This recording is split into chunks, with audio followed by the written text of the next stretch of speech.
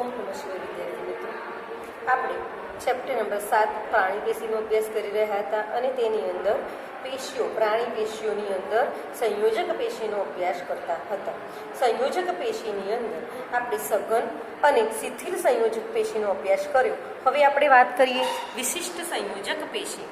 તો વિશિષ્ટ સંયોજક પેશીઓમાં કાસ્તી, અસ્થિ અને રુધિર પેશી એ વિશિષ્ટીકરણ પામેલ સંયોજક પેશીઓ તરીકે ઓળખીએ છીએ. હવે એમને વિશિષ્ટ સંયોજક પેશીઓ કેમ કહીએ છીએ? કારણ કે આ પેશીઓ જે છે તે વિશિષ્ટીકરણ પામેલી છે, કંઈક અલગ થઈ છે, સાદા પ્રકારની પેશીઓ નથી, માટે આપણે તેની વિશિષ્ટ સંયોજક પેશી તરીકે ઓળખીએ છીએ. તેમાં સૌથી પહેલાં અભ્યાસ કરીશું કાસ્થીનો. તો કાસ્થી પેશીનું આંતરકોષીય દ્રવ્ય કઠણ પ્રકારનું, તેના કોષો કંઈક આવા જોવા મળે છે. તેનું આંતરકોષીય જે દ્રવ્ય છે તે કઠણ, સ્થિતિસ્થાપક અને દબાણથી પ્રતિરોધી હોય છે. આ પેશીના કોષો કોન્ડ્રોસાઇટ્સ સ્વયંસ્ત્રવિત આધારકની અંદર ગુહાઓમાં બંધ સ્વરૂપે જોવા મળે છે. તો કાસ્થીની જે આંતરકોષીય દ્રવ્ય છે તે કેવું હોય છે? કઠણ હોય છે.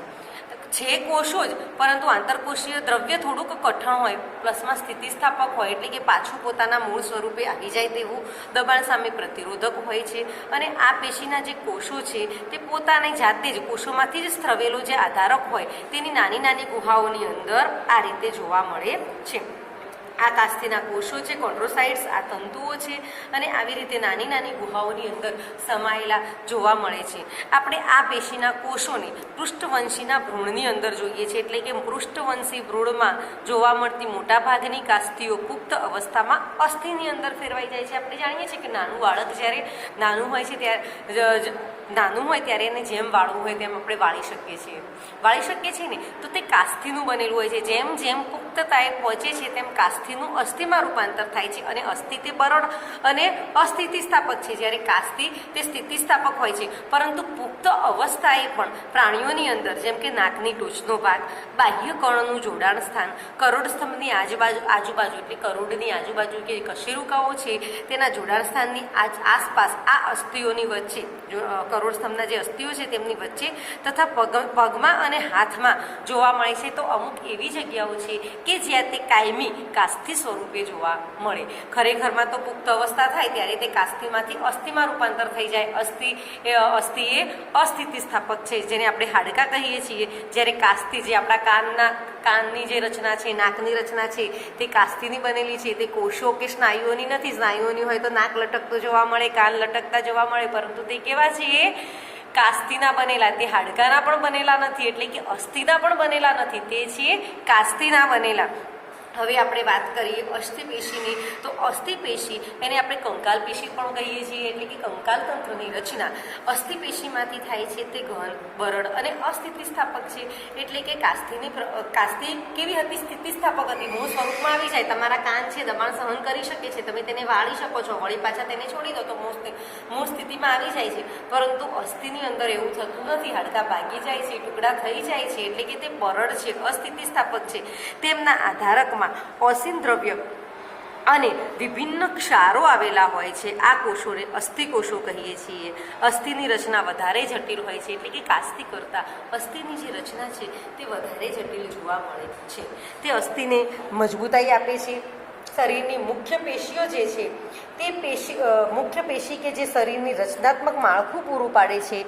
અસ્થિ કોમળ પેશીઓ તથા અંગોને આધાર અને રક્ષણ આપવાનું કાર્ય પણ કરે છે. તો અસ્થિપેશીનું મુખ્ય કાર્ય શું છે? તો એક તો શરીરને મજબૂતાઈ આપવાનું. મુખ્ય જે પેશીઓ છે તે પેશીઓને, બધી જ પેશીઓને એક માળખું રચે. જો અસ્થિ ના હોય, કંકાલતંત્ર ના હોય, તો કંકાલતંત્રની ગેરહાજરીમાં બધી જ પેશીઓનું માળખું રચાતું નથી. તો આ બધી જ પેશીઓનું એક માળખું, તેની સાથે કંકાલ પેશી જોડાશે, એટલે કે સ્નાયુ પેશી જોડાય, પાચન તંત્રની જે રચના છે કે ચેતાપેશી છે તે બધી જ પેશીઓ તેની સાથે જોડી અને એક માળખાની રચના કરે છે. તે કોમળ પેશીઓ અને અંગોને આધાર અને રક્ષણ આપવાનું પણ કાર્ય કરે છે. એના કારણે જ તેને આધાર પણ પ્રાપ્ત થાય છે અને રક્ષણ પણ પ્રાપ્ત થાય છે. અસ્થિના કોષો કોષ સ્થાનોના અવકાશમાં આવેલા હોય છે. પગના અસ્થિ, જેમાં લાંબા અસ્થિ ભારવહનનું કાર્ય, પગના જે લાંબા અસ્થિ છે તે ભારવહનનું પણ કાર્ય કરે છે. એટલે કે આખા શરીરનો ભાર ઝીલે છે અને સાથે તે શરીરની સ્થિતિ એટલે કે મૂળ સ્થિતિની અંદર રાખવાનું પણ કાર્ય કરે છે. અસ્થિ કંકાલ સ્નાયુઓ સાથે જોડાઈ પરસ્પર ક્રિયા દ્વારા હલનચલન પણ પ્રદાન કરે છે. જે અસ્થિપેશી છે તે કંકાલ સ્નાયુ, આપણે સ્નાયુ પેશી જે ભણીશું તેમાં કંકાલ સ્નાયુઓ સાથે જોડાશે અને તેને કારણે હાથ પગને આપણે વાળી શકીએ છીએ, ચાલી શકીએ છીએ, એટલે કે હલનચલન પ્રચલન જેવી ક્રિયાઓ પણ આપણે કરી શકીએ છીએ. કેટલાક અસ્થિઓમાં અસ્થિમજ્જા રુધિરકોષોના ઉત્પાદન માટેનું પણ સ્થાન છે. કેટલાક એવા પણ અસ્થિઓ છે જેની અંદર અસ્થિની વચ્ચેનું આવેલું પોલાણ, જેને આપણે અસ્થિમજ્જા તરીકે ઓળખીએ છીએ, અને આ અસ્થિમજ્જામાં રુધિરકોષોના ઉત્પાદન માટેનું સ્થાન આવેલું જોવા મળે છે.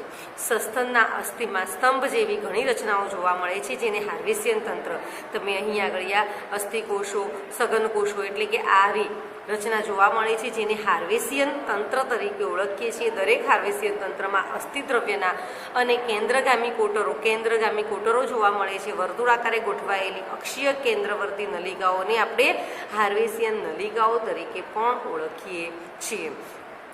હવે આપણે વાત કરીએ રુધિર પેશીની. તો રુધિર પેશી જે છે તે પ્રવાહી સંયોજક પેશી છે. આપણા શરીરમાં જોવા મળતી એકમાત્ર પ્રવાહી સંયોજક પેશી, જેને આપણે રુધિર પેશી તરીકે ઓળખીએ છીએ, જેમાં પ્રવાહી દ્રવ્યનો જથ્થો વધારે જોવા મળે છે.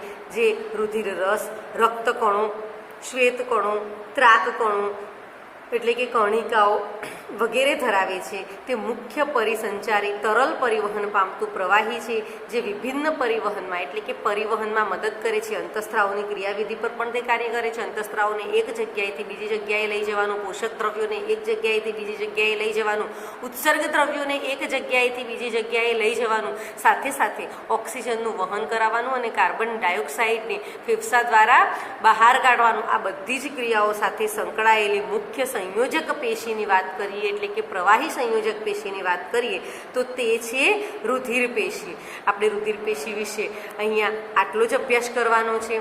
ફરીથી એકવાર રિવાઇઝ કરી લઈએ કે વિશિષ્ટ સંયોજક પેશીની અંદર 3 મુખ્ય પેશીઓ કાસ્તિ, અસ્થિ અને રુધિર પેશી, ત્રણેય પેશીઓ વિશિષ્ટ કોષોની બનેલી છે, વિશિષ્ટીકરણ પામેલી છે, માટે તેમને વિશિષ્ટ સંયોજક પેશી કહીએ છીએ. એટલે કે એક વિશિષ્ટ રચના બનાવે છે, માટે તેને આપણે વિશિષ્ટ સંયોજક પેશી તરીકે ઓળખીએ છીએ. કાસ્તિ પેશીનું આંતરકોષીય દ્રવ્ય જે છે તે કઠણ, સ્થિતિસ્થાપક અને દબાણથી પ્રતિરોગી હોય છે. એટલે કે જેના કોષો જે છે તે પોતાના જાતે જ એટલે કોષોમાંથી સ્ત્રવેલો જે આધારક હોય, તેનું પ્રવાહી હોય છે, તેની ગુહાઓની અંદર જ જોવા મળે છે. કાસ્તિ પેશી પૃષ્ઠવંશીના ભ્રૂણમાં જોવા મળે છે અને પુખ્ત અવસ્થાએ તે અસ્થિમાં રૂપાંતર પામે છે. તેનું સ્થાન જે છે એટલે કે પુખ્ત અવસ્થાએ અસ્થિમાં રૂપાંતર પામ્યા પછી પણ પૃષ્ઠવંશીની અંદર નાકની ટોચનો ભાગ, બાહ્ય કર્ણનો ભાગ, કરોડ સ્તંભની આસપાસના અસ્થિઓની વચ્ચેના ભાગ, પગ અને હાડકાની અંદર થોડાક ભાગમાં કાસ્તિ પેશી હાજર જોવા મળે છે. કાસ્તિ પેશી છે તેના મુખ્ય 4 પ્રકારો છે: કાચવત કાસ્તિ, શ્વેત તંતુમય કાસ્તિ, પીળી સ્થિતિસ્થાપક કાસ્તિ અને કેલ્શિયમયુક્ત કાસ્તિ. આપણે અહીંયા એનસીઆરટીની બુકની અંદર આ 4 વિષયનો અભ્યાસક્રમ એટલે કે ડીપમાં માહિતી આપી નથી. તેના વિશે હું નીટ માટે તમને પછીથી ચલાવીશ. અસ્થિ પેશીની જો વાત કરીએ તો જે કાસ્તિ પેશી છે પુખ્ત અવસ્થાએ અસ્થિમાં રૂપાંતરિત થાય છે. જે કંકાલ પેશી એટલે કે કંકાલ તંત્રની રચના કરે છે તે બરડ છે, અસ્થિતિસ્થાપક છે, આધારકની અંદર ઓશીન અને ક્ષારો જોવા મળે છે. તે શરીરને એટલે કે માનવ શરીરને મજબૂતાઈ, કોઈ પણ પૃષ્ઠવંશીની વાત કરીએ તો તેને મજબૂતાઈ આપવાની અને મુખ્ય પેશીઓનું રચનાત્મક માળખું રચવાનું કાર્ય કરશે. કોમળ પેશીઓ અને અંગોને આધાર અને રક્ષણ આપવાનું કાર્ય કરશે. અને કોષના અવકાશની અંદર જે પગના અસ્થિ જેવા લાંબા અસ્થિઓ ભારવહનનું પણ કાર્ય કરે છે. આમ અસ્થિ એ કંકાલ સ્નાયુઓ સાથે જોડાઈ પરસ્પર હલનચલન અને પ્રચલનમાં પણ મદદરૂપ થાય છે. કેટલાક અસ્થિઓના અસ્થિમજ્જાની અંદર રુધિર કોષો એટલે કે રુધિર કોષો ઉત્પન્ન થાય છે. તો આ કાસ્તિ અને અસ્થિ બંને વિશિષ્ટીકરણ પામેલી પરંતુ મુખ્ય પેશીઓ છે શરીરની. એવી જ રીતે રુધિર પેશી જે છે તે પણ પ્રવાહી સંયોજક, એકમાત્ર પ્રવાહી સંયોજક પેશી છે અને તે રુધિર રસ, રક્તકણ, શ્વેતકણ અને રુધિર કણિકાઓ ધરાવે છે. તે મુખ્ય પરિસંચારી તરલ પરિવહન પામતું પ્રવાહી, મુખ્ય પરિસંચારી તરલ પરિવહન એટલે કે આ પ્રવાહીની અંદર બધા જ પ્રકારનું પરિવહન થાય છે, જેમ કે અંતઃસ્ત્રાવી ગ્રંથિ અંતઃસ્ત્રાવી ગ્રંથિ શરીરના કોઈ એક ભાગ ઉપર હોય છે, પરંતુ તેના અંતઃસ્ત્રાવોની જે ક્રિયા છે તે નલિકામાં આવેલી નથી અને તે બીજી જગ્યાએ કાર્ય કરવાનું છે, તો તે રુધિરની અંદર વહન પામશે. પાચક ઉત્સેચકો રુધિરની અંદર વહન પામશે. વાત આપણે કરીએ પોષક દ્રવ્યો જે છે તે રુધિરની અંદર વહન પામશે. ઉત્સર્ગ દ્રવ્યો છે તે પણ રુધિરની અંદર વહન પામશે. આમ દરેક પ્રકારના કાર્બન ડાયોક્સાઇડ કે ઓક્સિજનના વહન માટે પણ રુધિર પેશી જે છે તે મુખ્ય ભાગ ભજવે છે. આમ રુધિર એ પરિસંચારી તરલ પરિવહન પામતું પ્રવાહી છે, જે વિભિન્ન પ્રકારના પરિવહનમાં મદદ કરે છે. જે બસ આટલું જ સ્નાયુ પેશી અને ચેતાપેશી વિશે આવતીકાલે જોઈશું. ઓમ નમઃ શિવાય.